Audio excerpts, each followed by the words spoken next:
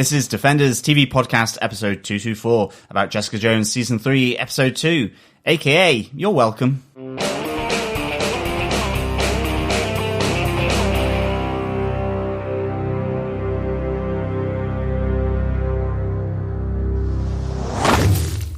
Welcome back, fellow Defenders, to episode 2 of our coverage of Jessica Jones Season 3, aka You're Welcome. Yes, this is our 224th episode on Defenders TV Podcast. I am one of your hosts, John. It's about our 403rd episode on TV Podcast Industries. I'm one of your hosts, Derek. And rounding out this amazing trio, I'm Chris. Welcome back, Chris. Thank Hi. you very much. Thank you.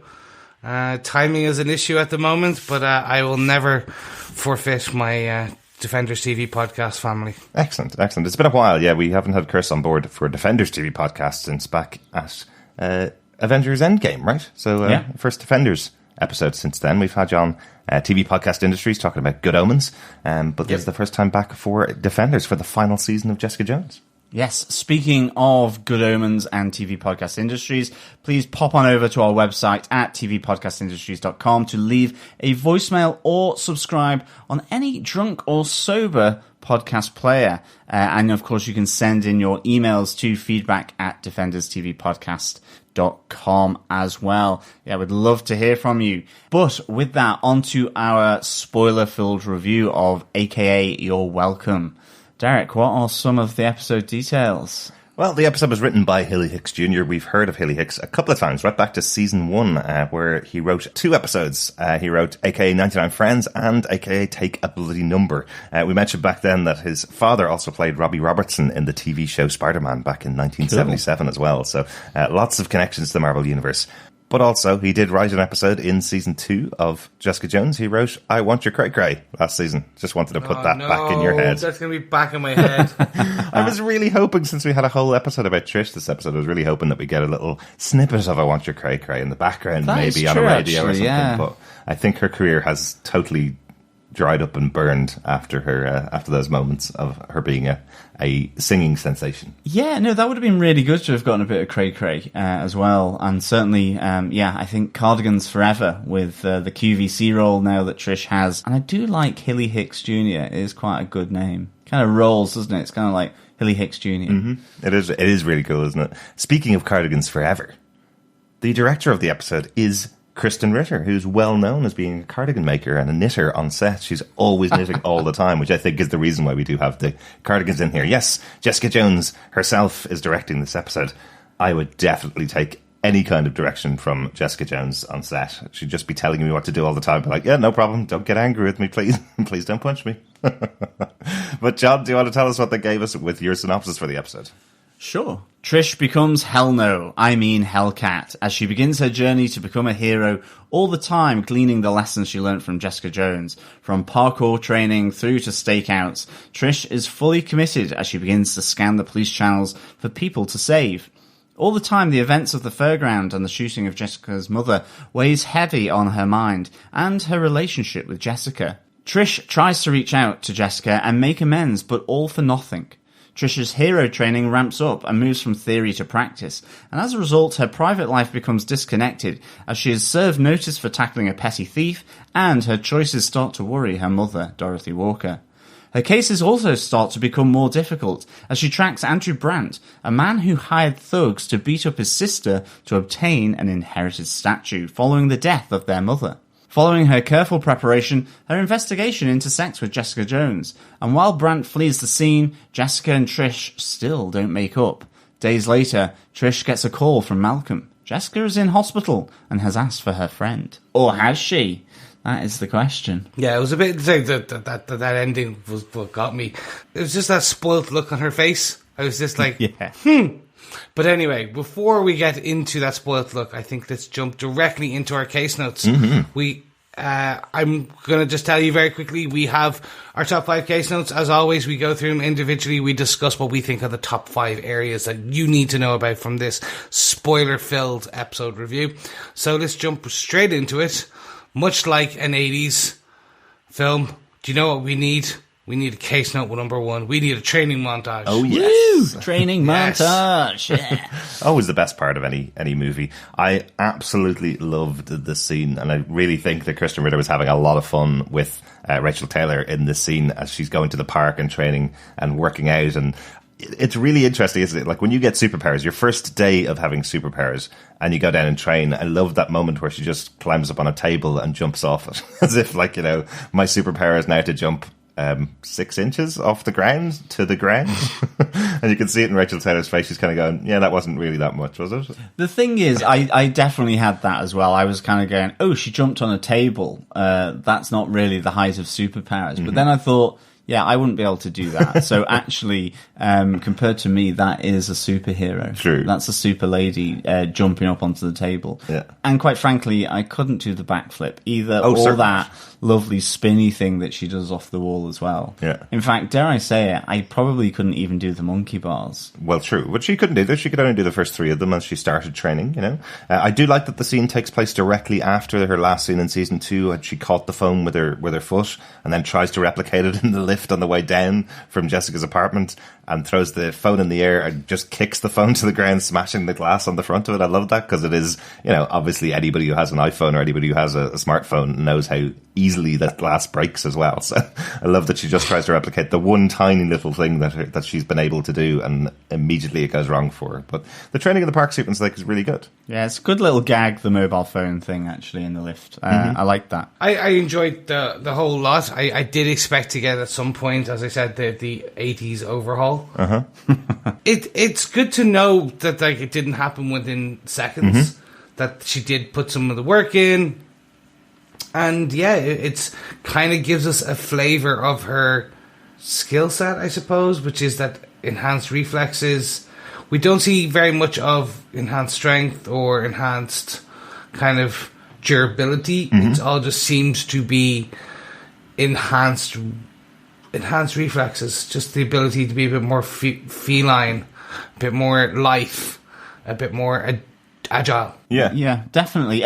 Like the weird thing for me was that, you know, because she does jump out of Andrew Brandt's window, and I was like going, that is some drop, I think. If you know, he's not like on the first floor, he's at least second floor up. So what? He's at least like 15 to 20 meters up. So I am kind of there going, that does seem a little bit of a step up from the kind of parkour montage that she was doing. Yeah. But having said that, I like seeing some of the moves that she did in that montage that she had done in the first episode. So, like, I think Get Away from Jessica, for example, that whole run up the wall and backflip to get away. So I thought that was really nice. But yeah, it's good to have the training montage. And I think, yeah, that idea that she's really had to work at it. You know, she's been training hard, and then she trains hard with her trainer. Mm-hmm. I do love, that backflip where she runs at the wall and just face plants directly afterwards as well, because we saw her achieve it correctly in episode 1, but this is obviously beforehand, so she's training towards it. I like that, as you say, they pepper it in there, and it doesn't happen instantly for her, you know. She is still a street level hero here, so she's not going to get superpowers of the level of like Captain America or any of those kind of big level heroes. She still needs to be kept grounded within the world of these Defenders universe characters as well. So I kind of like that. Yes, she might have a little more power, and it's really only from her trainer who says to her when she's doing her Krav Maga classes, is she training on the side with another trainer? That's all he says to her. He doesn't seem to indicate that she's much more strong and much more powerful. He seems to indicate that she's just a bit better and a bit more flexible than she was the last time they had a class. Yeah, the two things from me, I think, I really like the idea that, you know, she calls out, she's gleaning the information or the experience that she learned while she was friends with Jessica. And although I'm not entirely sure any detective would use Bing, to be honest, as a search browser. But, you know, and I like that she's applying it. So it's not just the physical, but it's this whole PI element, this investigative work. You know, she's really, you sense that she's gleaning what she experienced when she was with Jessica, you know, her hustle effectively to get information. And I really like that for sure. The other thing was, you know, did she have to, this is what I couldn't quite remember. Did she have to take pills to get these special skills or those enhanced reflexes? Well, she definitely took some pills to try and replicate the kind of power that Nuke, her boyfriend Will Simpson, had back in season 1. We saw him a little bit in season 2, and then she did have an operation in season 2 from the guy that gave Jessica's mother her powers. So that's why she has now had the powers, because she was experimented on, and it was a failed experiment, remember, so she didn't think she had the powers until that last moment at the end of season 2. So it's not pills that caused this, it's the pills that drove her to get more powerful, and she did try and stop a couple of crimes throughout season 2, and then right at the end of season 2 she had gone through this experiment that she thought hadn't worked until that last moment. So it's almost like a flickering light bulb, really. The powers come off and on, as we kind of see in the lift, where on the one hand she's able to balance her phone on a tip of her toe, and then the next time she does it she can't. But this training is to make sure that the bulb stays on fully. Like, it's almost like honing that skill that has kind of been introduced to her through this operation, even though, you know, she thought initially it had failed. Maybe, yeah. I think it's a good contrast to Jessica. We've talked about it many times over the podcast about this thing of, can Jessica fly or jump, and that we know that she can fly but doesn't want to. She doesn't practice it. She doesn't do any of it, so she just jumps. So we kind of know that that's where Jessica has landed, because she makes no practice out of it. She's just strong. So she punches people, they fly away from her because she has strength. Yeah. Whereas the difference here is that now that Trish has powers, she's going to accept them on board, and she's going to train her heart out to make sure that she can use all of these new powers that she has. But it's not like, how far can I jump? How far can I punch someone? It is just training in her martial arts and using the powers that are inside her now to be better at them than she would have been in the past. But you're right, yeah, it doesn't feel like the superhero montage like you have with a Spider-Man or with any of those kind of characters who get spider powers effectively to be able to shoot webs, that kind of stuff. She doesn't have any of that. She just has some more strength inside her and some more endurance inside her, so she's going to use those to become better. She's going to become a marathon runner out of it, but she wants to fight crime, which is the difference here. Yep. Yeah, but that kind of brings us on to our second case note for this episode, which is the true cost of being a hero. Wow, it is boring. I absolutely love this scene, though. I think they must have had so much fun. You can hear Kristen Ritter's voice a couple of times on the police scanner, calling out some of the actual crimes that are going on in New York. This is just a great twist on things you've seen right back to the 70s, when someone wants to become a vigilante or wants to become a private investigator, that they get this ability to listen in on the police scanner. Some of the stuff that's in there is absolutely hilarious. The break-in at Sally's Pets on 45th and 7th, cats released. Hilarious. And then the man complaining that his neighbour is urinating on his Prius is absolutely brilliant. I love that this is the kind of things that the police are being called to. It's also that she's walking down the street, she thinks two guys are about to have a massive fight, but they're just kind of jostling with one another, having a bit of a laugh. And there's a guy that looks like he's kind of zoning out from either drink or drugs or something, but he's just she's kind of wanting to insert herself to save people. It's like, I must save people, but the scanner, it kind of brings this all down to reality that the cops are there doing this kind of stuff, and I mean it's kind of it's brought into focus with the jewelry store robbery, where you get that epic music sort of building up. She's running, she's checking for the street signs, she's there, and as she's so close, you see the police car kind of zoom in front of her, and plus there's two cops already there. Exactly. And it's like, yeah, we've got this in hand. It's all the radio chatter is, this is all okay. We've got it in hand. We'll bring them back to base, kind of thing. And she's like, ugh. Damn it. I missed my chance. Exactly. And then you hear on the radio, that's the Kristen Ritter voice going, any available units ready? There's a woman trapped in a bathroom by a rat. Because it's just, again, how mundane the actual calls that 911 gets in New York. I really like this. I think it's a really good choice. Yeah, this was, for me, it was just more the funny element. As you said, the true issues that a New York police officer has to face. But then every now and again they do get the cool one, which is the robbery. I didn't fully understand the signs. I knew it was to show progression as she was running, but it was just like, okay, is her speeding up? It felt like they were trying to show that like the progression, but also how quick she was running.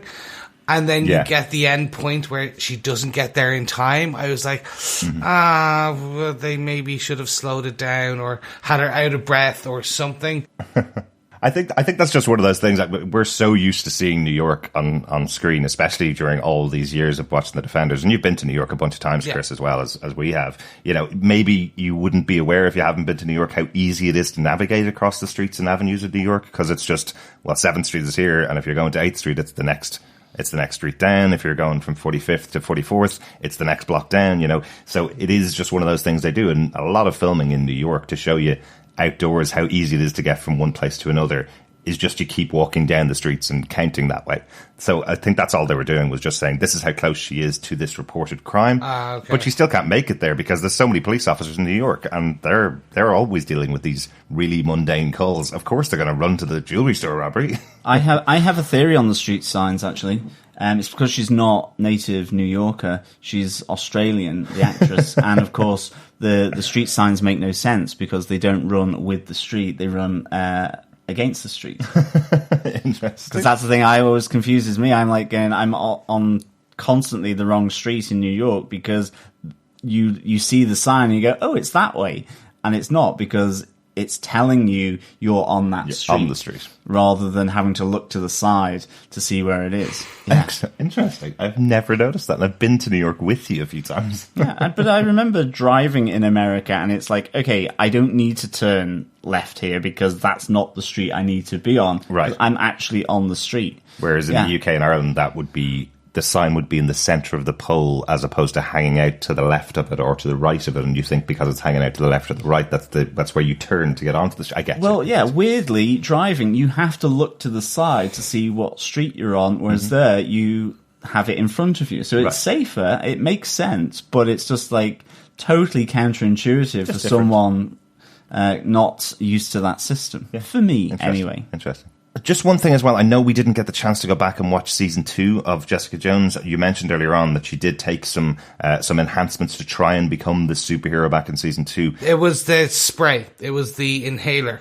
That's right. It was the inhaler full of stuff. It. That's right. Didn't she try and stop a guy on a bus that was causing problems with a bus driver? And didn't she try and stop a guy in the street who was hassling some girls that were walking past? Because I think there's reference to 2 of those as she's walking down the street. She hears on the police scanner that there's a man giving abuse to a bus driver, and we see 2 guys hassling some girls that are walking by, and she gives them a quick look. Yes. So I think she's looking for bigger crimes now that she has definitely got her superpowers. And I think that's what the little montage here is indicating. Oh, okay. Yeah.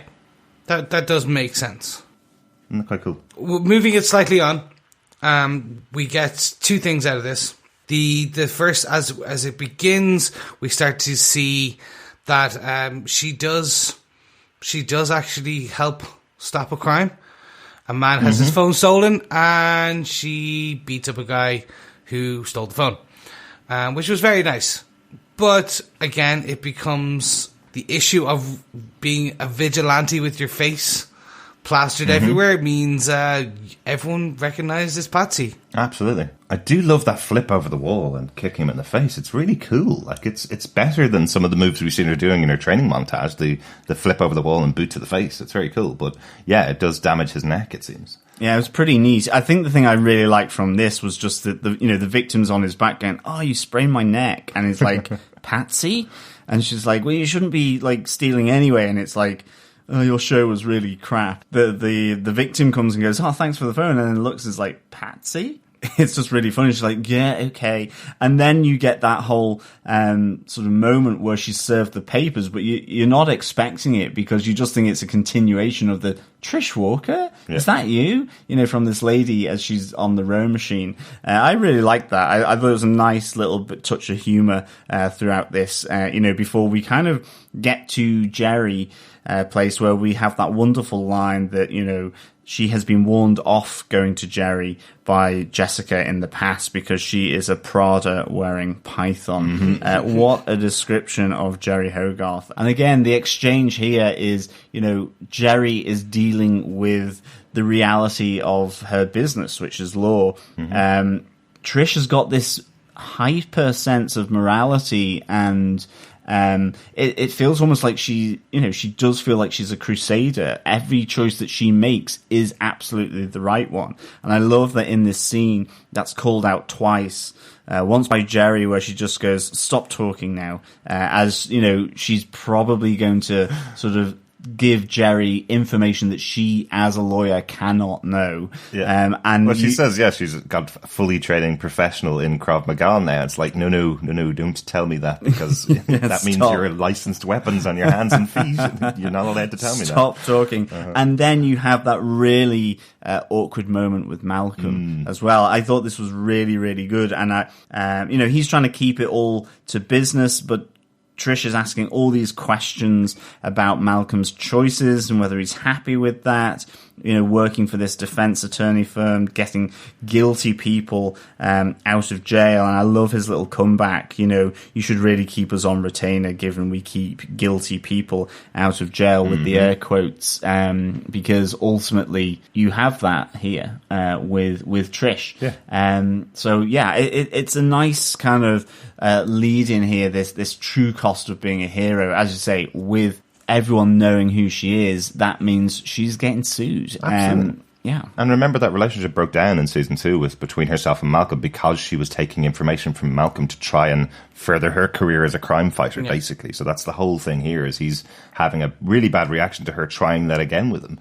And she also tries to kind of score a few brownie points by saying, "Oh no, I was the one that shot Jessica's mother in the head." And he's like, "You what? Yeah. Why would you be proud of that? Your best friend's mother, you shot her in the head. Oh great, yeah, I really have a lot of respect for you now."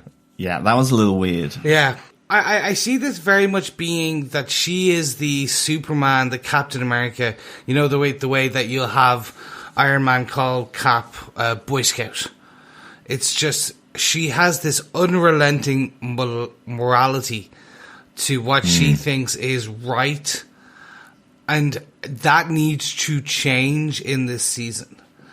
We expected it to change more throughout season 2. It didn't. It just almost hardened, if you will. And we get a scene later on, we'll discuss it more, where she's at her laptop writing the notes to Jessica. And that morality is really strengthening her to a degree, giving her a guiding compass. So I kind of do hope that compass becomes broken, just so that we get character growth here, because it's the fallback for a lot of what Patsy does in this episode so far. Yeah, I have to say, it is really good to have this episode here to see her kind of build up to where she was at the end of episode 1, because one of the things I mentioned in our first episode coverage was that we do see Patsy creating a real plan and following through with a proper plan for the first time, not running in like she did all the way through season 1 and season 2. So it is good that by the end of this episode, she's kind of gotten to a place where she is almost a hero. It fails because Jessica got involved and Jessica didn't know what the plan was, which is what Patsy basically and Trish used to do all the time on Jessica, was destroy plans that she made. So this time, seeing Jessica break the plan, like we see in this episode again, the repeated moment of Jessica breaking that plan that Trish has been setting up the whole time. So I think we have got a lot of the character growth in this episode. And this is one of the things that we were all quite disappointed with in season 2. The reference was being made over and over again to, hey, look, this is Trish Walker. She's Hellcat in the comic books. She might get there by the end of the season. She might get there. And then the last scene of the season was her being able to catch her phone on her foot. At least we're 2 episodes into this season that she's starting to embrace that, what we hoped she was going to do throughout season 2. So hopefully we're getting her here. We're getting loads of this big montage, and we're getting loads of the training over, and hopefully we're going to see her embrace that character and have her as a much more central character this season, not this kind of thing in the background. True. The one thing I will say that made no sense is her stealing the files. Yeah. I think I even have question marks as to what did she do there? Yeah. My notes say Trish gets a lot of files from that trip. It's like she tripped him off. She goes, "I will help you with that." And then did he leave the lift with no boxes? Exactly. And he's like, "What was I doing? Did she hypnotize him or bang him on the head? I think she smacked his head against the wall and just stole everything. Except that everybody knows she was in the building. Exactly. So. That was so funny. It's just it suddenly cut to Trish has all the files on her floor. Is she now super fast that she can go in, photocopy them really quickly, and then jump back in time? I was just like, we're missing an edit there, just slightly. Yeah. I did like the trip up though, because it did feel like something that Jessica would have done. Mm-hmm. And so in that sense, again, it really did sort of bring me on that trip that she had learnt from Jessica and was using her techniques for sure. Yeah. 100%. And it was the ditzy Jessica. You know, that kind of the girly girl. The character. The character she plays to kind of get her own way. Yeah. I love it. She trips him up. She trips the guy up, puts him into the lift, and is like, "Oh, I'll just help you with that now," you know, as if he wouldn't notice that it was her foot that was sticking out and tripped him up, you know. Very, very good. But a big, interesting change here from Malcolm's character as well, I think. Like, we saw him being a little bit more ruthless in season 2 to kind of get that job with Jerry Hogarth. It's not really explained why he's working for Jerry directly now when he was working for Chang at the end of season 2. She'd said she didn't want him working there at the end of season 2 specifically. But now he is working for her, and he is much more ruthless. You know, we see that he's finding a way to twist this mugger effectively so that he'll drop the money he's asking for down to a much lower level. It's kind of interesting how far down he drops his ask, I suppose, because Jerry Hogarth was expecting somewhere in the region of about 800 or 900 grand is what Trish has been told, which is the reason why Trish gets rid of all of her worldly possessions and moves into this crap hole, is because she's been told by Jerry, you're going to need almost £1 million to just pay off this one thing, and you're going to need money to live on now that you don't have a job, basically. So, but he gets it down to about 50 grand because effectively he says that the guy's kid doesn't know that he's not his father, you know?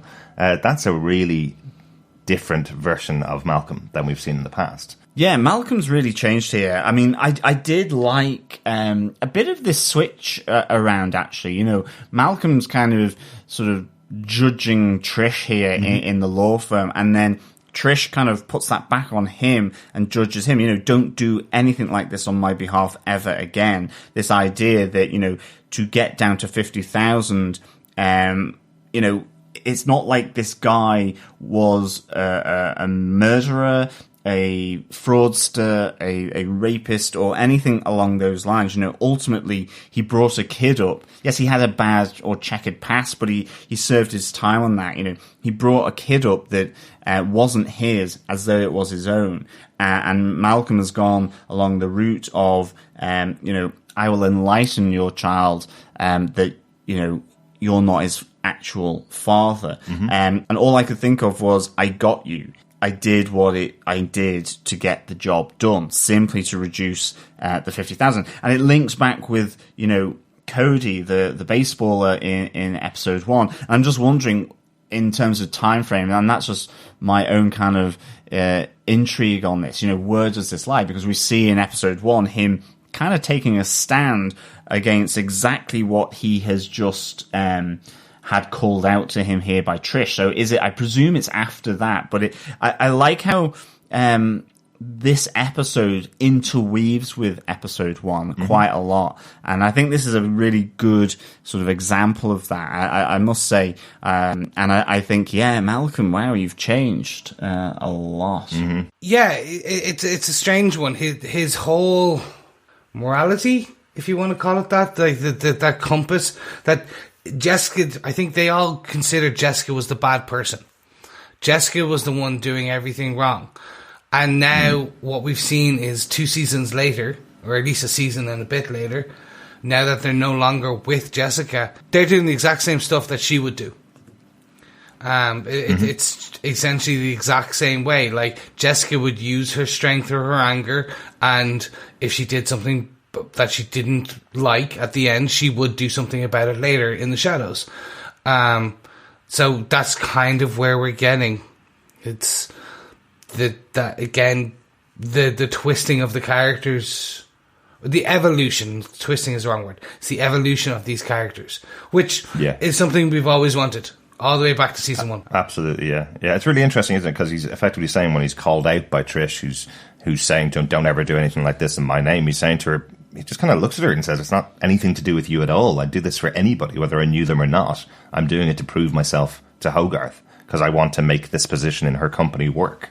It's absolutely nothing to do with Trish. It could be just another woman off the street that this happened to. So I think that's quite interesting, where he's completely separating himself from this relationship he used to have with Trish and Jessica.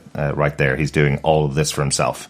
So you did have a good question there, John. I do wonder where this takes place in comparison to that portion in episode 1 where he pushes back against the kind of stuff that Hogarth's asking him to do. Even with his relationship with Jessica, Trish says you couldn't be as far away from Alias investigations as you could be, and he's like, not far enough, so there's still that wound there as well. But I think, speaking of shopping and Armani suits and other types of suits, that brings us on to case note number 3, costume shopping and the shopping channel here. Yeah, normally these would fall into our notes section, wouldn't they? But I thought there's so much going on in this scene, and we definitely missed a few, but there's so much going on in the scene where, after Trish has been called out by these two guys saying, recognizing her as Patsy, immediately she needs to go and get a costume, right? So I love this scene where she's going costume shopping and trying on all the different costumes. We see a She-Hulk costume. You see her dressed up in that purple costume with the black sash and the little mask. It's really like cartoon She-Hulk, if anybody remembers her from the 80s,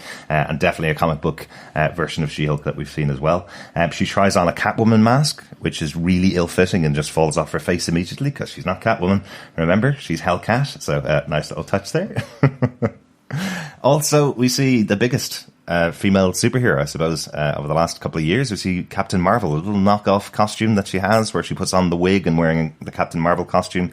Really importantly, Carol Danvers was supposed to make her first appearance on this TV show in Jessica Jones. In the comic books, Jessica's best friend is Carol Danvers. The whole point of that is because Carol Danvers, Captain Marvel, as we know, is like an off-world superhero in space, versus Jessica Jones, this private eye who doesn't really know how to control her powers at all. So having the two of those side by side are two completely different characters. So love that choice in the comic books from Brian Michael Bendis to have those as best friends. But that's the little touch here, is that you have Trish, her best friend from the TV show, dressing up as her best friend from the comics. So nice little touch there. And finally, we do get the actual comic book yellow Hellcat outfit. We see her in full yellow with her black mask, and she just looks at it and goes, hell no. Yeah, no, that did look a little bit dated for sure. I did like also the Mexican wrestling mask as well. Mm-hmm. And also you have one of those just random masks where she just can't see anything out of it. And ultimately this all comes down to her, after buying whatever she's bought in that costume shop, in her boot, she finds a woolly hat that she uses instead. So, yes. It's slightly better than the usual hoodie that every other Marvel TV superhero seems to go for, is just put the hoodie up and nobody will know who you are. At least she's kind of covering the bottom of her face and her head, so you can only see just her eyes.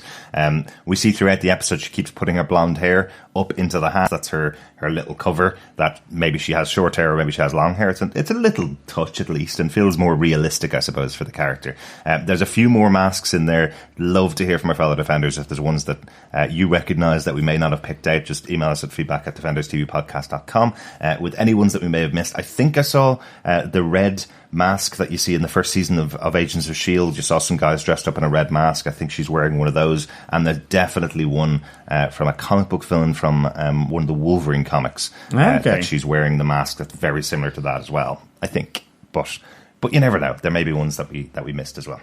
Oh, 100%. I'm pretty sure every single one of those masks was a callback to something. Like the Luchador one, I'm pretty sure is something. That's the Mexican wrestling mask, is it? Yes, the Luchador. Yeah. Right. But yeah, look, and the question is, am I happy with what she settled on? Nah, it's okay. It does the job. It does It's a kind of Ron Seal. It does exactly what it says on the tin. It really is just kind of like, okay, yeah, it's the bare minimum. This reminds me of the proto costume from Daredevil season 1.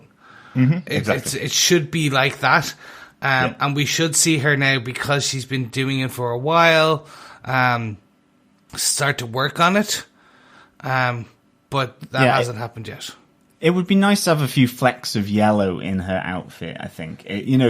Those few little touches. I do like that, it's kind of in your face with the Hellcat black and yellow costume from like the comics back in the day. But, that kind of nod towards that, not completely sort of shutting it out, straight off the bat. It would be nice to have some flecks of yellow in her new outfit, because I really did think that the costume shop was an excellent sequence, or dare I say sequence. It is a really good sequence. And you're right, there is a little touch later on in the episode. You see that she pulls down the zip on her bomber jacket, the black bomber jacket that she's wearing, and she's actually wearing the same colour yellow t-shirt underneath. So there is a little touch of the yellow. It's not part of the costume specifically, but I think you're right, Chris. I think this is just a call out to the fact that all of the Defenders have effectively found their costumes, for want of a better word, in their wardrobes or just in normal shops, basically, and just put them together.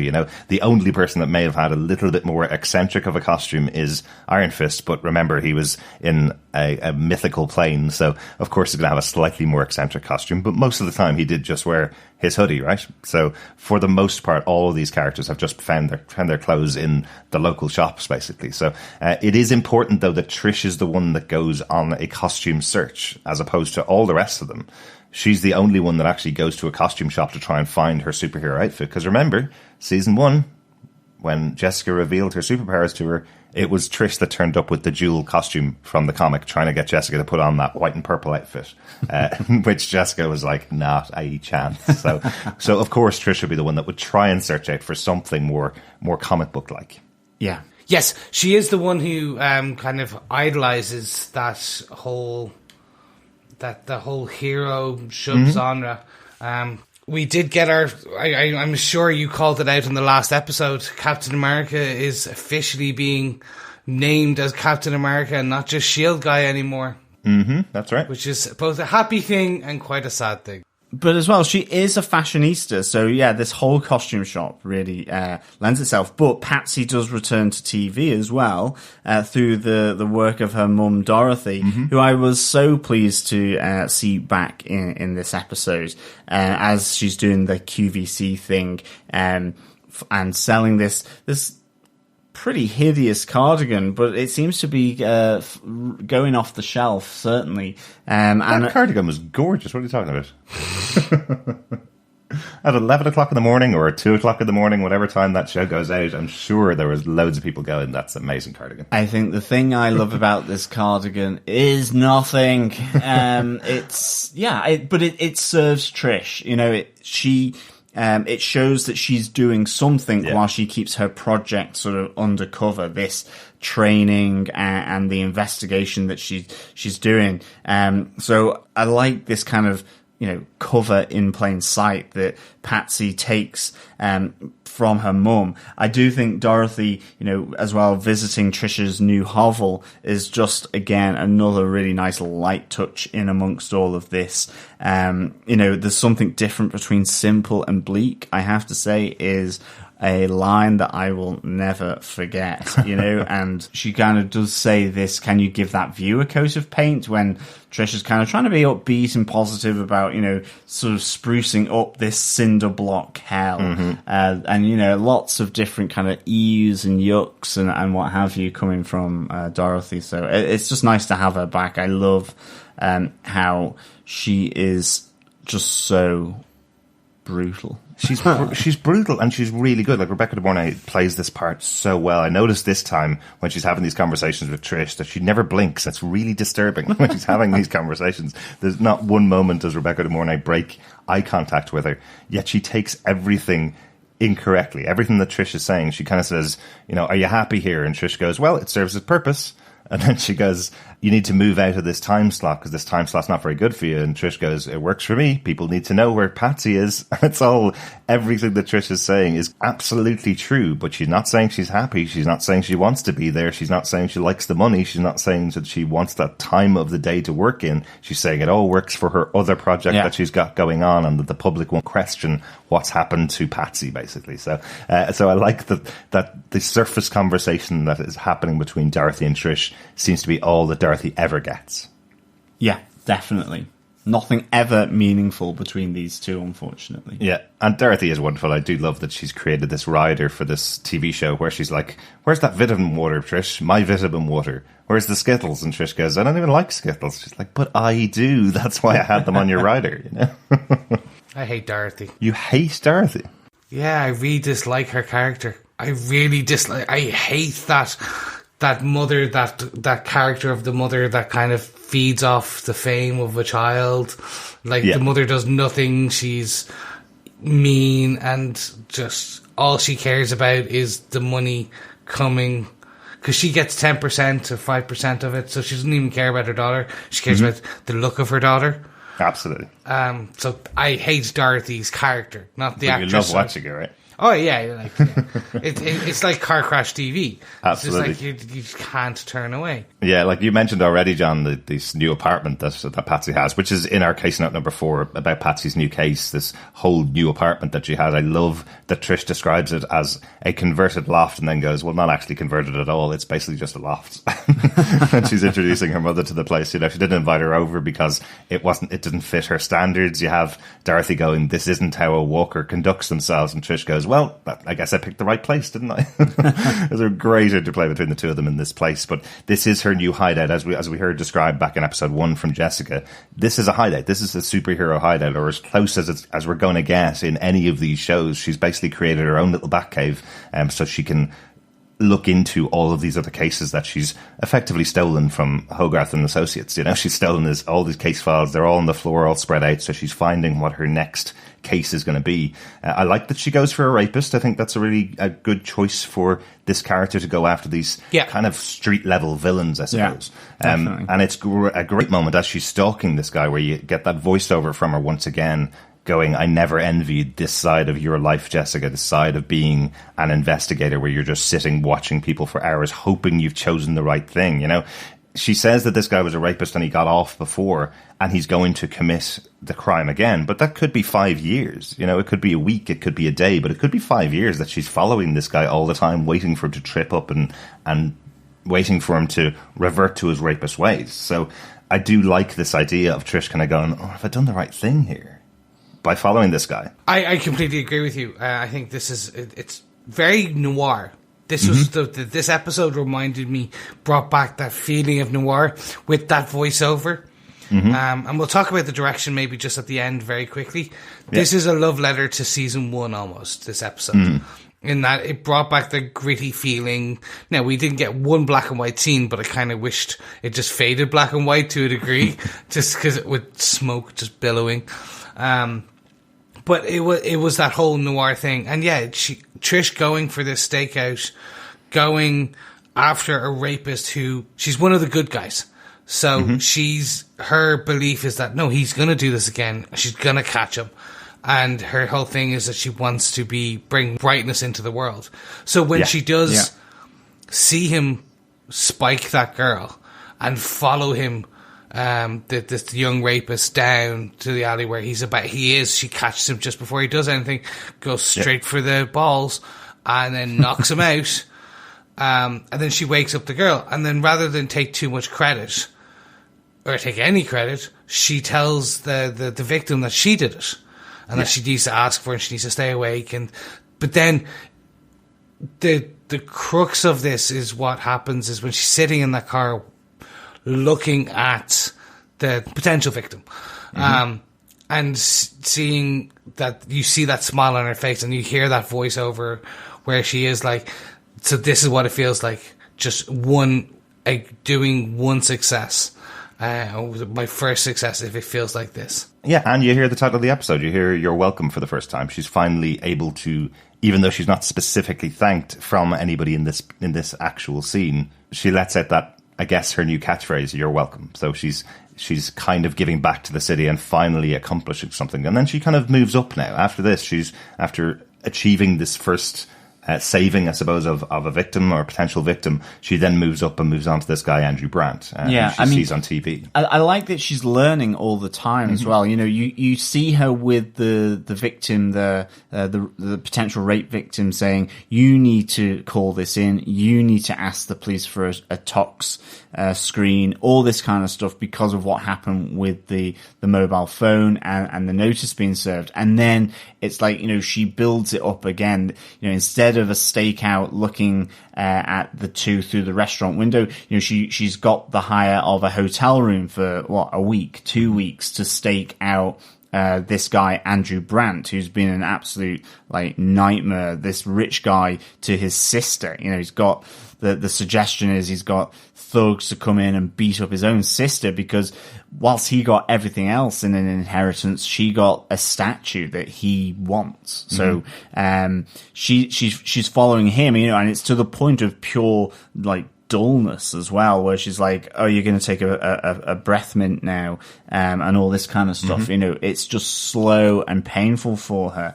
You know, it's part of the reason I think, you know, all these different kind of this waiting, the false starts as she's trying to really stake this guy out. I mean, no wonder Jessica drinks whiskey, quite frankly, given the amount of waiting. Well, exactly. And that's kind of the whole point, is getting Trish to see Jessica's side of life, I suppose, because she thinks it's all easy. She thinks, I get superpowers, I beat people up, I win, they go to jail, and I'm a superhero, you know?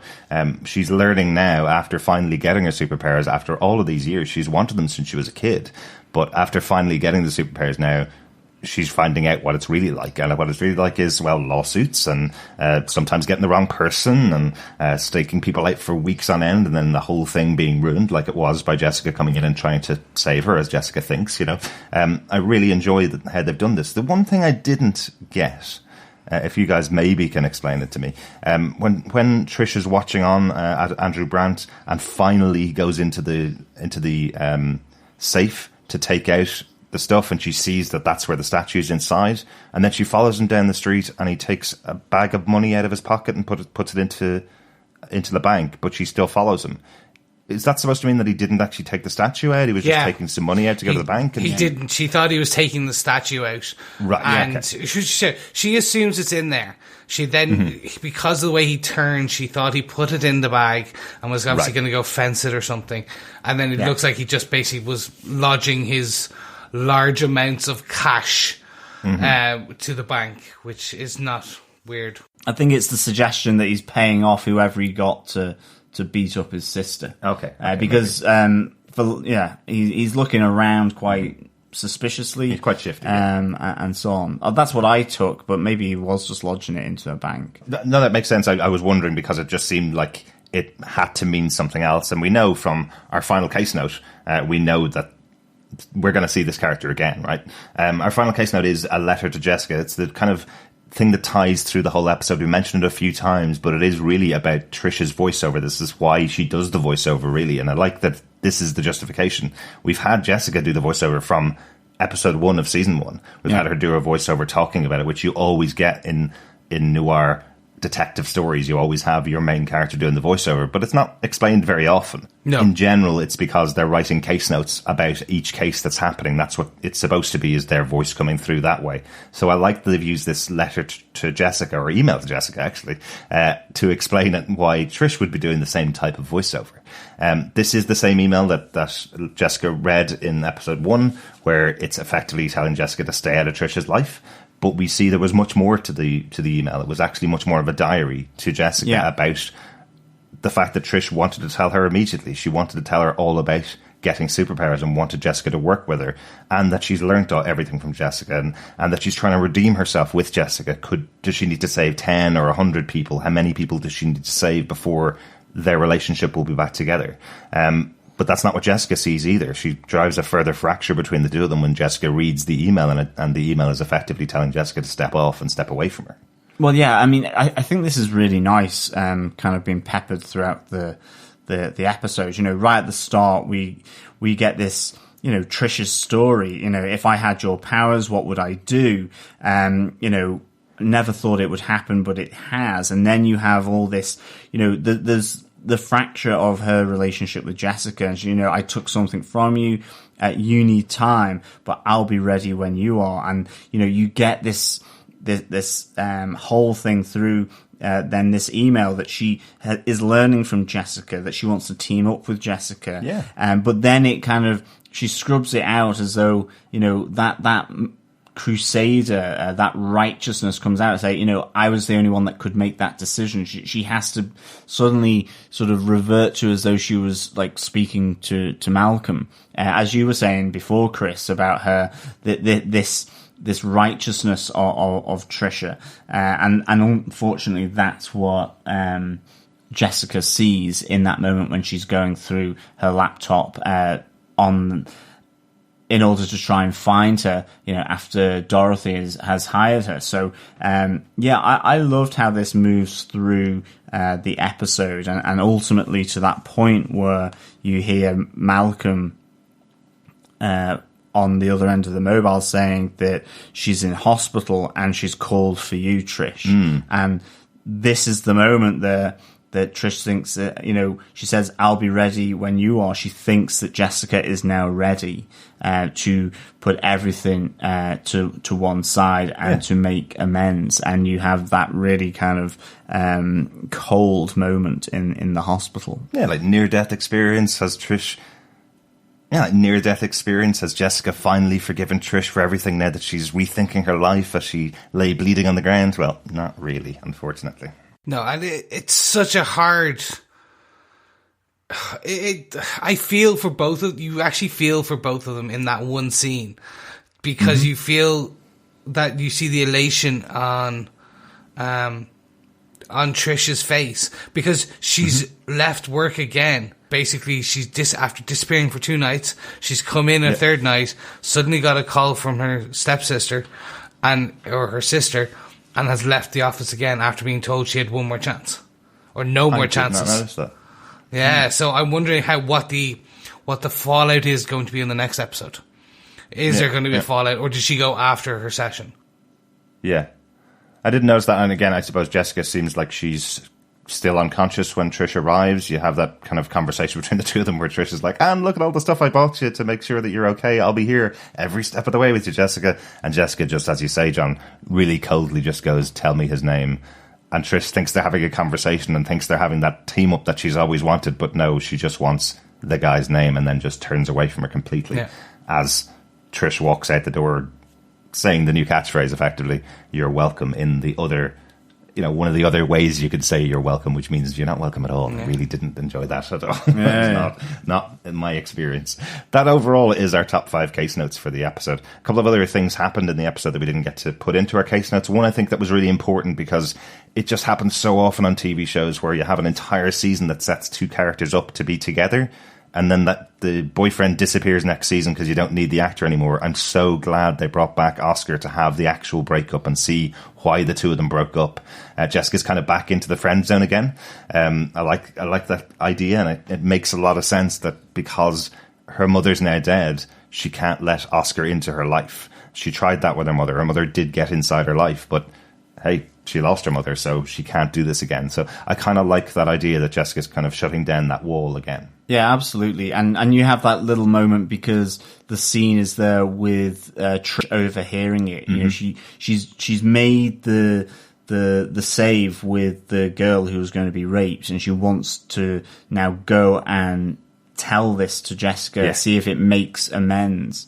Yet she hears and overhears this conversation between Oscar and Jessica where Jessica talks about her mum and how that death, letting people in, and she realizes it's not the right time. Yeah. And it's a real shame to break up the 2 characters. They did spend a lot of time getting both of them together throughout season 2. A lot of time and a lot of paint. True, yeah, they did. But I know, because I've seen TV shows that go on for 10 seasons, I know they always break up and reconnect the main character with boyfriends and girlfriends over and over again over the course of many, many years. So for one reason and one reason only, I'm happy this is the final season of Jessica Jones, because she needs to get back with Luke Cage, right? That's where it should be ending up, is that she should be with Luke Cage. So I know every time she has a partner or a boyfriend on these shows, I'm going, oh, why are they doing that? She should be with Luke Cage. So I'm glad that this show is ending at the end of season 3, because I don't think I could go through another season of her building up another relationship with another boyfriend, knowing it's going to end. I hate that on TV shows, so I'm happy. I wonder if we'll even get closure, because this is something you guys probably have discussed, but I haven't been here to discuss yet. This is the known end season for Jessica Jones. So yes, exactly. I am wondering if they'll at least address some of that to give her the happy ending. I haven't read Melissa Rosenberg's interview. I think, where was it? I put it up on our Facebook group at facebook.com/groups/Defenders TV podcast. She was talking to Entertainment Tonight online. We did talk about it last episode. Yes, she did say that when they crafted the end of this series, they knew it was the final of their 3-series arc for Jessica Jones. Now, I don't know about happy ending, but there's an ending. I'm hoping they at least address some of that. Like, will she pick up the phone and you'll see her scroll to the Luke's contact and like hover over Luke's contact, or at least press the button, and then she goes, hey, it's me, and then it cuts to, like, it ends there. Something that kind of goes, look, we know you wanted to see this, we can't do that because Mike Coulter's off filming XYZ, so here's a nice nod to the fact that they may get back together. I'm hoping that's kind of where we'll get to by the end of the season. Yeah, I think you're right. It would be nice, and I hope that they do have an ending. I'm not too sure whether it's going to be her getting together with Luke or anything like that, because I don't want to watch ahead, and I don't want to know either until I get to that episode, of course. But I know that she wants this show to end, and I'm glad that happens on TV shows, that we do get an end sometimes now. We were kind of stuck on some of the other Defender shows not getting an end, so knowing that Jessica Jones has been written towards an end with this season is a really good thing, because if they get a season 4 and they have to reset the whole thing all over again to get Jessica back to drink-dependent PI once again, I don't know whether I would take that. I'm really enjoying the season so far, but I hate this idea of having to bring her back and reset her every season because you've put her at a place that's not Jessica Jones by the end of a season. Yeah. So I'm really happy that they're working towards something. Another couple of quick notes before we move on to our defense. The co-host that's on the knitting show, or on Trish's style show, she says something about calling a superhero called Jennifer something, and Trish corrects her to Jessica. But I'm wondering, was she actually talking about Jennifer Walters, who's She-Hulk? Just purely because Trish is trying on that She-Hulk outfit. I wonder, does Jennifer Walters exist in this universe as well? There is some connections between She-Hulk and these characters, Daredevil and Jessica Jones and Luke Cage. They have worked together in the past, so I was just wondering if the co-host was calling out Jennifer something. Probably not. I'm sure it was just her mispronouncing Jessica Jones, because Jessica Jones is not that famous. It's a good reference. I mean, I like to think that would be the case, to be honest. There you go. Easter egg. Maybe. Trish is selling knitwear, as we mentioned earlier on. Kristen Ritter is known for being really into knitwear. She has her own patterns and has her own pattern book that you can buy as well. So quite interesting that that's the first thing that she's selling on the show as well. John, any Whiskey Watch? No, not at all. There's some bottles in Brandt's apartment, but a bit like Trish, she needs a pair of binoculars to see the brands there. It might be vodka as well. And maybe he's a rum drinker. Who knows? Well, he has an entire bar worth of stuff. I don't think it's all whiskey, but there's definitely a few bottles on there. Yeah. He's a bit of a nightmare, isn't he, given what he did to his sister. So, no Whiskey Watch for Brandt. What he drinks, yes. Exactly. Well, we don't care. For all I care, it is douchebag O'Hara. I don't even know what that would taste like, but I'm assuming it tastes terrible. Yeah, it would leave an ashy taste in the mouth, I think. Yes. So I think that's all the notes. On to our defense. Chris, do you defend episode 2 of Jessica Jones? I was not prepared for this. On our notes, it says Derek is the first one to go. But yes, I do defend. It always says Derek. I know, because you always should be first. Yes, I do defend this episode of Jessica Jones Season 3. I'm so happy to be back in this world. While there is some very choice writing in terms of some of the character development or lack thereof, or pushing them to a certain thing but kind of forgetting certain other aspects, it's all character evolution in the end, and I'm kind of quite happy with that. Very excited to see where we go. We've 11 episodes, 11 hours left of pure, unadulterated alcoholism and superheroics, which is always a good thing. But yeah, we wondered, we were teased with Hellcat for 2 seasons, 26 episodes, and finally now she's here, so let's see what she can do. It's going to be an interesting thing. I would have preferred a bit more of a costume. I think that's just me. I like my costumes, especially after the MCU. I like putting on a mask and a wig and running around in my spare time as well. So it's why I think I like it. But in all honesty, yes, I completely defend this and I want to see where it goes. On that note, John, do you defend this episode of Jessica Jones? I do defend this episode of Jessica Jones. You're welcome. Or AKA, you're welcome. You're welcome. Yes, I would give this 4 Prada wearing pythons out of 5. Nice. I really liked getting to know Trisha's story, to be honest. And again, it builds into the flavour, I think, of the first episode. As you've mentioned, Chris, the film noir, the PI noir detective, the voiceovers, this time is Trisha's voiceover, and I think that's really important for this show. I think, it links in and develops from season 2 and that fallout that Jessica and Trish had. It also leans back into season 1 and season 2 of this idea that Trish has always said, if I had your powers, what would I do? This idea of the two of them becoming a team, but are as far apart as they've ever been. So it's really, really nice. And again, I think we connect in a bit more, learn a bit more as to where Malcolm has been. It's nice to see Oscar, and the relationship here with Trish, and Fame, and Trish and her mother as the curator of her brand in that sense.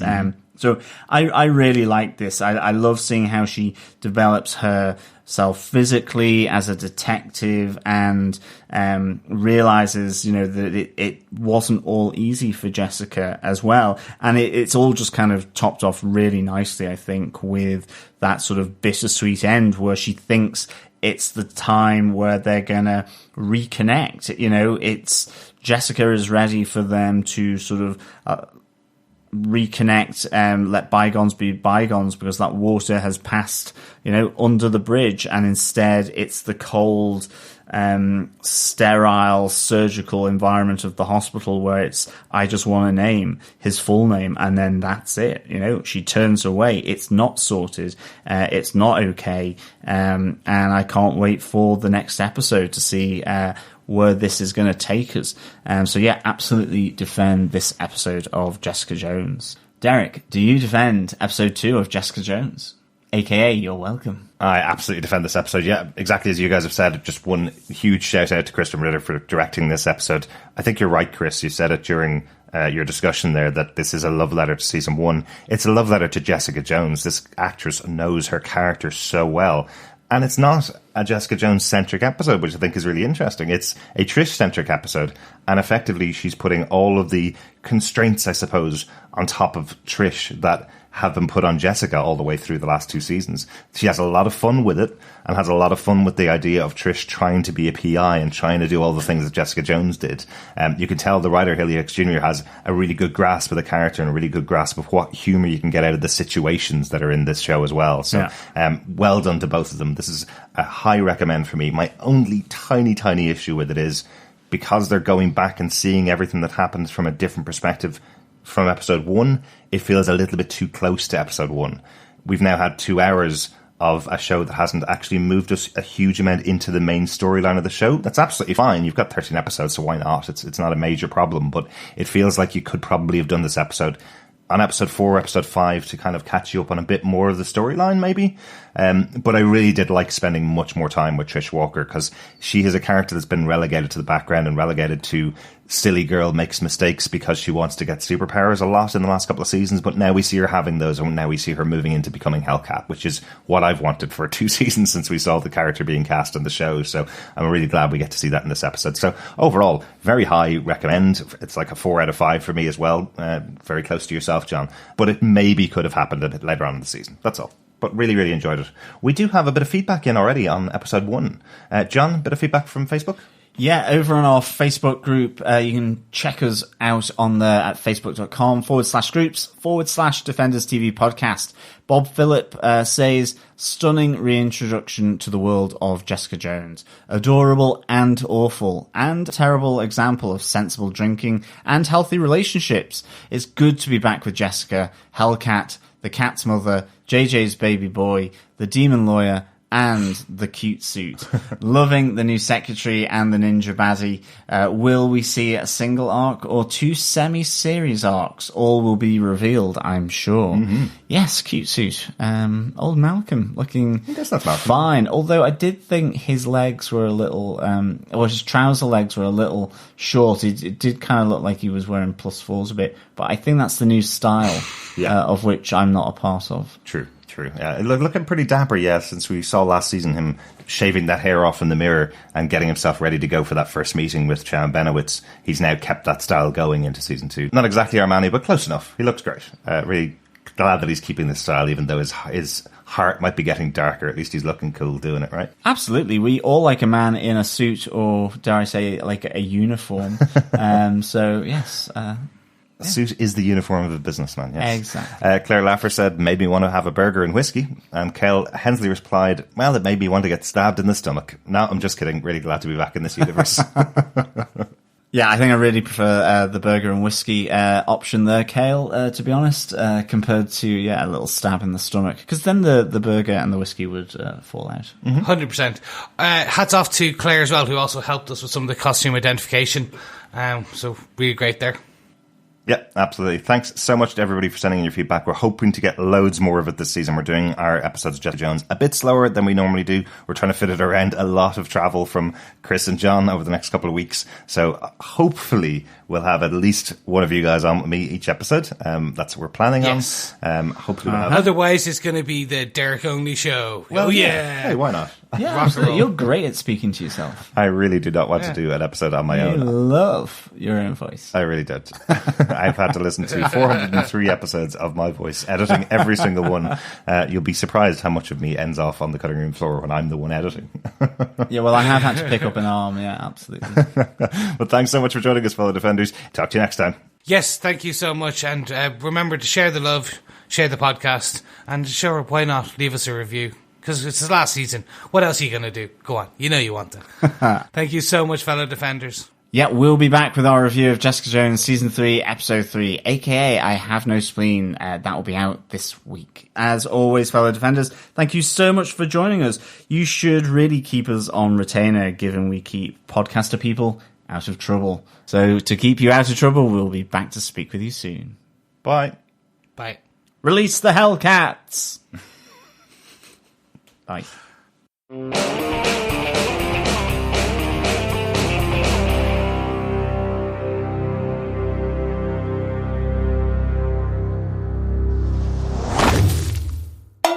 The further and further away we get from Luke Cage, the less sense the swear jar makes as our indicator for these are outtakes. So I just thought I'd pop in here and go, if anybody wants to buy the swear jar, it's going up for auction in a couple of weeks' time at propstore.com. I'm going to try my best to buy it for Defenders TV podcast. If anybody has the opportunity to pick it up, send us a photograph of it if you're the ones that picked it up, because it means so much to us. We love the swear jar from Luke Cage season 1. Anyway, here's some outtakes in case you haven't had enough of us.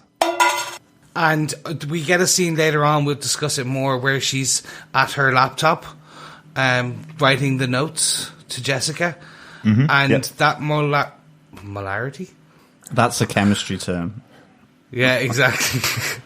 Molarity. Molar. And that morality is really... there as well. But I think... not the best segue from myself, but case note number 3 Speaking of maybe wounded, though, a little. I'm sorry, I just was trying to move on. I'll do that again. So he's definitely wounded here as well, you know. And finally, we do get the actual cartoon. And finally, we do get the actual comic book Yellow Hellcat outfit. So, yes, I do defend this episode of Jessica Jones Season 2. Nope, Season 3 even, if you will. Claire Laffer said it made me want to have a burger and whisker. Whisker? But keeping you out of trouble, that means we'll be back with you soon to speak with you. Yeah, so to keep you out of trouble, we will...